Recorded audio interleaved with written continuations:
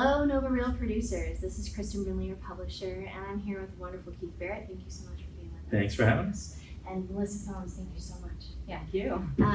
They are with Vesta Settlements and have been around since 2011. They're a wonderful partner of Real Producers in our July Spotlight as well, so check that out.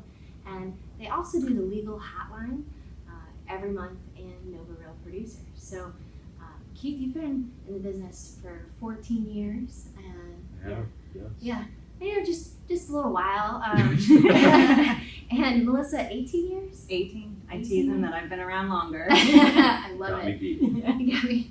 Well, so can you tell us, for those that may not know a ton about title, can you tell us a little bit about what it is that you guys do? Sure, yeah. So Vesta Settlements is a real estate title and settlement company. And that kind of says it all. We basically do two things. We do real estate settlements and title. So the best way for someone that doesn't know what a title company does is to break it down that way. So the settlement piece is very administrative in nature. It's kind of coordinating all the moving parts of the closing, getting the relevant information, gleaning information from the contract, ordering payoffs, etc., and preparing the final closing statements and conducting closing. The title piece is slightly more, product oriented, right? We're issuing a title insurance policy to the home buyer and to the lender to protect and ensure their legal interests in the property is being conveyed. So, did you always think you'd be in the title industry? Like, did you grow up saying, "Hey, I'm gonna be in title"? Like, No. Tell us about that story. Like, No. And to be candid, I've yet to meet someone that has told me that from the time they were a kid, they dreamt about being in the title business. No, I kind of found my way into it later on in life. I started my career as a commercial litigation attorney, and then had an opportunity, basically just met someone that was in the title business at the time and made a transition. And I might have been responsible for pulling Melissa over to the dark side, but I'll let her talk. Tell us about that for you. He completely pulled me over to the dark side, and I flat out tell him that I had no intentions of getting into the title business. I started my career actually in something completely unrelated to real estate. I was in the coffee business, and then I got into real estate in 2001, and I sold real estate full-time for about 11 years. And after kind of going through the REO years, that was kind of an eye-opening experience for me. It was certainly sad, of course, to see what was happening to some of these families. But for me personally, I actually enjoyed the business because it was more corporate, less emotional, more numbers driven, and it kind of caused me to pause and really think about what my next step was. And so I made a decision to start looking to get out of real estate sales. And I had no intentions of getting into the title business, but one thing led to another. I kind of started some conversations with Keith, and next thing I know, I was brought on to help him with business development, and I frankly haven't looked back. That was in 2011, and I'm thrilled to still be here. That's wonderful. And when I asked Keith any stats on the company, and what he's most proud of was 75% of the people that started at 2011 with Vesta, they're still there. Here we are 8 years later, and you've retained all your people, like the vast most of your majority. people. Yeah, that's fantastic. I'm really proud of that. I think it speaks volumes, and I think for our business in particular, it matters a lot because our business is, at the end of the day, it's a service, and it is I hate to be candid, but it's a semi-commoditized type of industry, and so who you have and who's part of that team matters tremendously. And so we're very lucky to have folks like Melissa and some of the other folks that joined us in year one. That's fantastic. And you're a growth-oriented, you guys have grown. Can you tell us a little bit about that journey, 2011 to now, like what that looks like? Yes. Real fast. Some moments of boredom and moments of sheer terror, I guess, is the best way to describe it. We've grown pretty nicely over the years, and we're very fortunate to have gained a lot of trust from the market and from the realtor community that trusts us with their clients' business. What it's looked like has been, like I said, we've had moments of really rapid growth, and we look for opportunities. We're kind of natural and organic about it. Like we don't believe for growth just for the sake of growth's sake. We're looking for the right opportunities, the right spots, if you will, to capitalize on something that is going to be a positive and something hopefully that's good for both stakeholders in the transaction, whether that be an individual agent, brokerage, whatever that might be. And we've been fortunate enough to have a few of those opportunities over the years come our way. I know Melissa describes the growth really well. If you want to talk about that a little bit, about Sure. having those moments where it's a little more calm. So we certainly have had since 2011 some significant growth periods, and we were all talking earlier about kind of the natural progression of a business's growth and how you think that a company will, or some people want to grow just straight up like this nonstop, and for me really what I have enjoyed at Vesta is that we really haven't grown like that. We've kind of done the more typical thing where you grow, you kind of settle in, you grow again, you settle in, and I prefer that. Some people are afraid of those kind of quieter flat periods or plateaus, but I actually really prefer it because it gives us an opportunity to settle in, reassess, kind of bring our heads up out of crazy growth and look around, see how we're doing, see where we need to improve. So that we can reposition, strengthen our team, strengthen our systems, and be ready for the next opportunity. So I think you need both to be a healthy, strong company. That's great, and you're very service oriented, and you keep going back to. Yes. I keep thinking, relationship. You guys are very relationship focused and service, so I can totally see that where you enjoy actually getting a handle on that growth and then going again and getting a handle. Yes. And Right. Yeah, and it is. I think Melissa's right. There is some comfort in that as well. Because I think that businesses in general are naturally, if left untouched, there's what I refer to as entropy involved in that. Right, this natural decline toward disorder, and growth really kind of exacerbates that. And so having those periods where you get to retrench in your business and make sure that your processes and your systems and your people are in place, that actually provides the foundation for whatever your next growth opportunities will be. So I think it's important.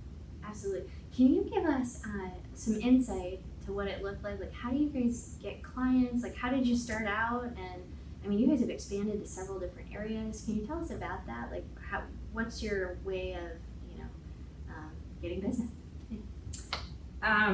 Well, I'll kind of start from the very beginning. When I came on board at Vesta was a brand new company. So literally when I came on board, we didn't have a website. We didn't have a company brochure. We didn't have any of that. And we were a brand new name.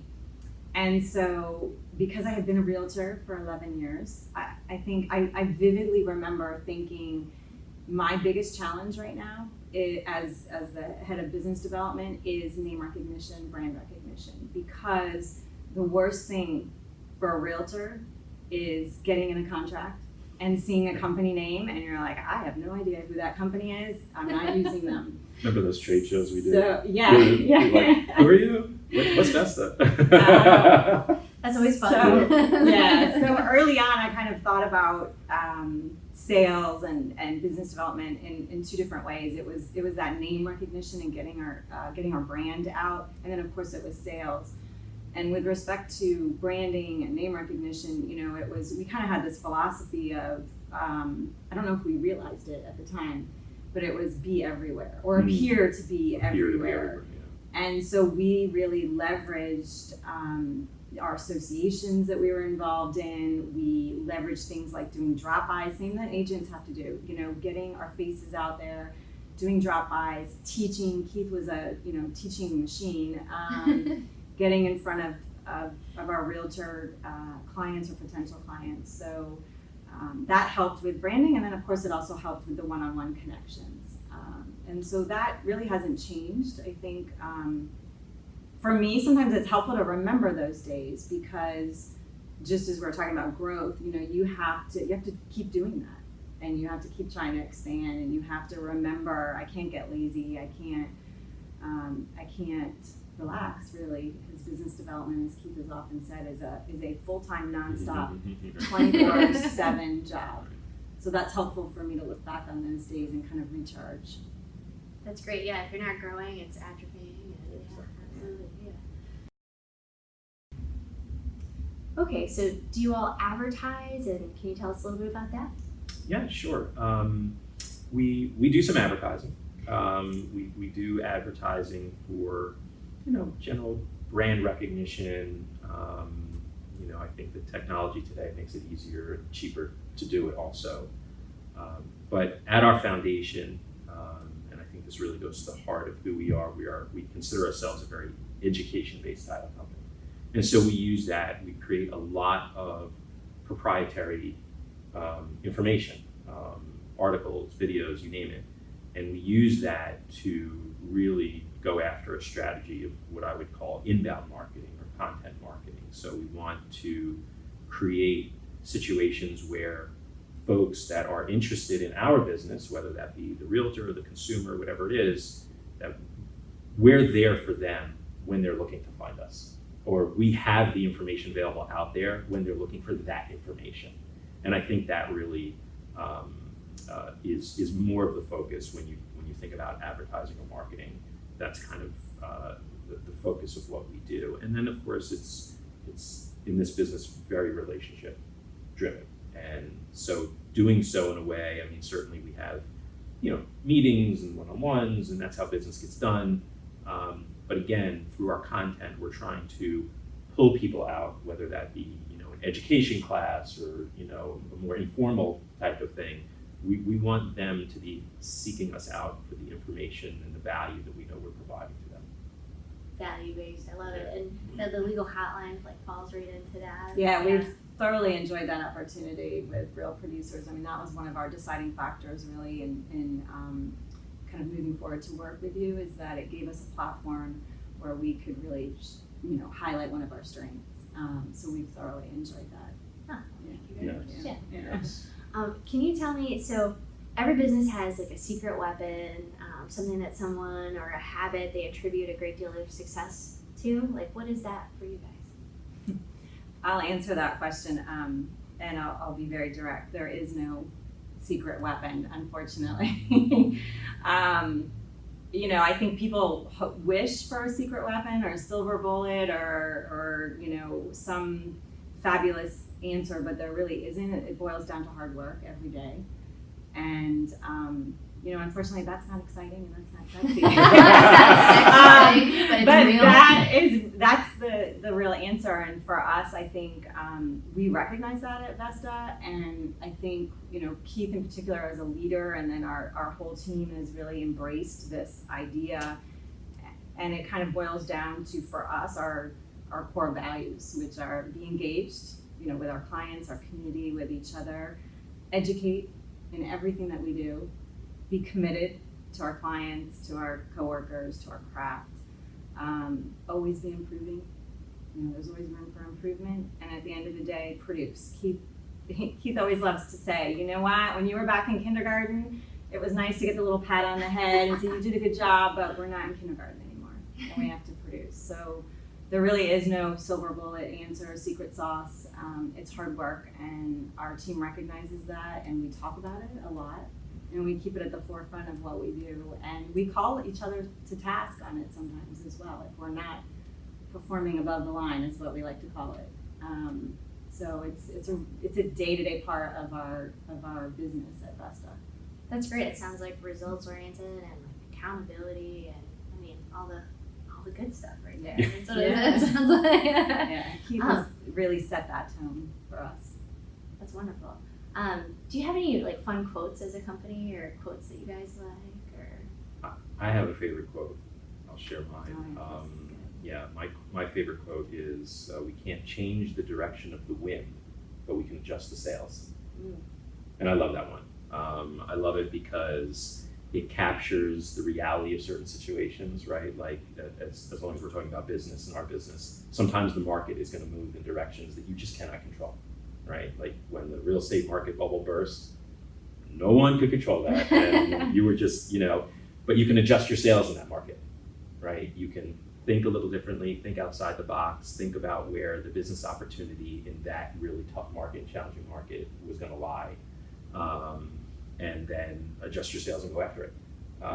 And so that quote speaks volumes to me. That's great.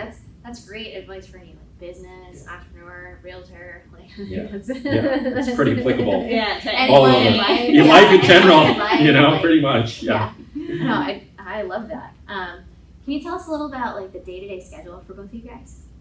Sure. Mine and in business development is probably kind of what you imagine. It's a lot of one-to-one meetings, targeting people. It's frankly a lot of customer relationship management. So it's following up on things, reaching out to people, touching them, checking to make sure they're happy with the service that we have, that sort of thing. Making marketing decisions, meeting with our kind of management team, which includes Keith. Managing some of our other business development people. Yeah, Kind of what you would it's expect. a diverse, it's a diverse It's day. always It's all, different, which I enjoy. Yeah, Yeah. absolutely. What's your day look like? God, I know you're busy. I now. wish. Yeah. I forget what commercial it was. There was some commercial out there. I forget what it was, but it was targeting like small business owners, and it portrayed this small business owner who at one moment was focusing on this, and then 15 minutes later was over here, and I often feel like that, where we are at Vesta in the title agent world. We're considered a large company to the point that we've grown at, which is I always laugh at because in the grand scheme of things, we're a pretty small company. And when you're a small company, you just you have to get your hands dirty wherever it's necessary. Problem solving wherever it is. Melissa right? probably left out 25 things that she does in day to day, but you kind of do it. So I can be spending I enjoy the education, the teaching, the business development side of that, the value proposition side of that. But if you popped into my office one day, you might very well find me digging into the financials, because I think if you don't know your numbers, you can't run your business. And so I stay on top of that, fumbling around with our technology. I know it's important, but I'm not particularly good at it. And so, but we just transitioned to a new platform that I think creates a lot of value for our clients, and That's great. we're learning more about that. So I can really it's a little bit of a pinball machine sometimes. Yeah. Yeah, that's Writing articles for real producers. Yeah. You'll catch me doing that occasionally. So yeah. Yeah, we appreciate those. Those are great articles. If you were to take a snapshot, like what does the next 1 to 5 years look like? I mean, you guys have expanded area by area, and what does it look like? Yeah.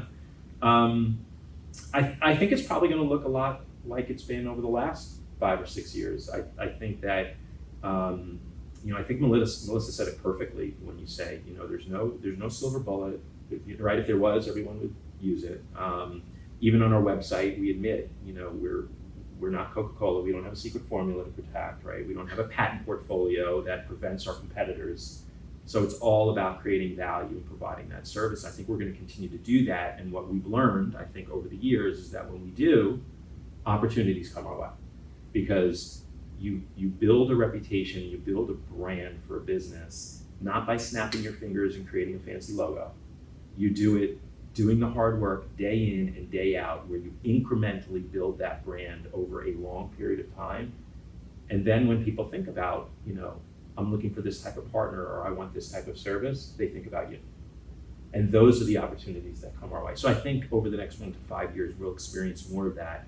I would add one other thing. You know, there's a lot of talk these days about how technology is, you know, there is a lot of private equity money coming into our business. I think some of it's overblown, to be quite honest, but I think some of it is real.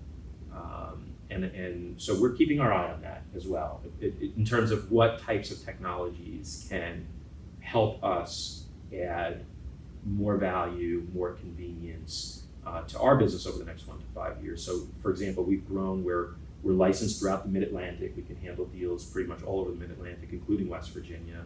We have offices as far south as Richmond. And I think technology might help us with that, because in the past, of course, having brick and mortar was like this really important thing, right? And now we have technology in-house that allows us to conduct, you know, electronic notarized remote settlements. And once the entire industry, because there's a lot of different stakeholders, once the entire industry gets on board with that, and once every, you know, the secondary lending market, for example, once they are getting comfortable with having that be the soup du jour of the day, you know, I think it'll position us really well, because we can then bring our service, our value to many different parts and not have the inconvenience of, you know, Location. It's not going to matter. I would have to agree with you. I think that's a great assessment. Yeah. So I'm hoping over 1 to 5 years we'll see that. Should have happened already, but That's a different topic. Yeah, that's a whole other topic. Well, it's a true pleasure to have you guys on with Real Producers, and you heard it here with these guys at Vesta Settlements. Thank you so much for being with us. Thank you. Thanks for having absolutely, us. Krista. Thank you. Melissa. Yeah. Thank you. Have a great day, everybody. Bye. Take care. You've heard it from Nova Real Producers.